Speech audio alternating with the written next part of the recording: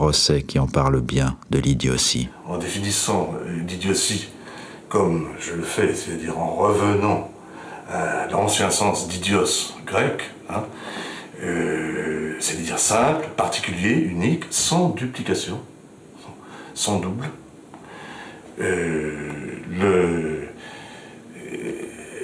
Toute réalité est idiote et en même temps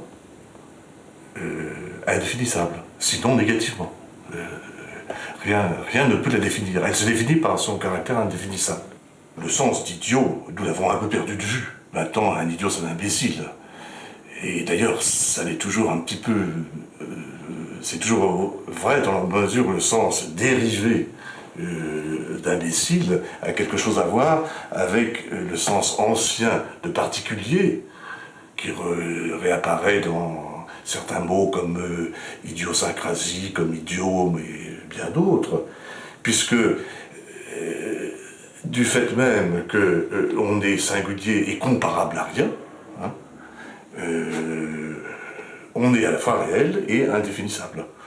Il y a un mot du physicien Ernst Bach, un autre autrichien illustre, qui comparait le monde, la réalité en général, à quelque chose qui était défini par le fait de ne pas avoir de complément en miroir.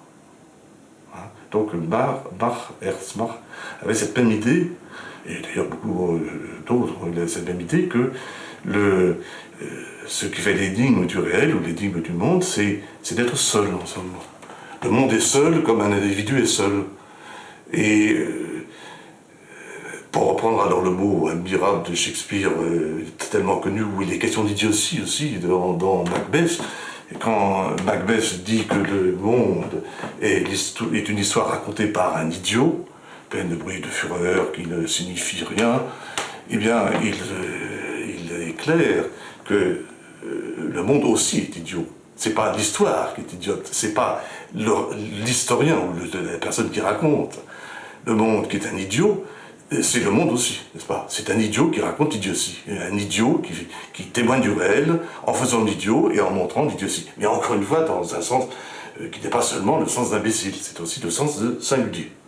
Hein, idiotesse unique. On est obligé de faire l'idiot dans tous les sens du terme, même au sens de faire le crétin, et pour une raison toute simple, c'est que il y a d'une part un écart entre l'homme public et l'homme privé.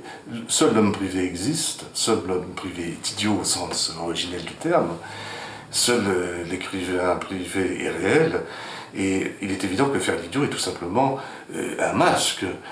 C'est un des nombreux masques, le premier masque auquel on songe,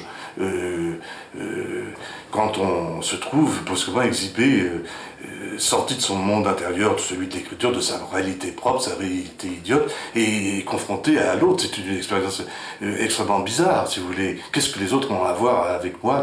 Qu'est-ce que j'ai à voir avec vous? Enfin, vous voyez ce que je veux dire?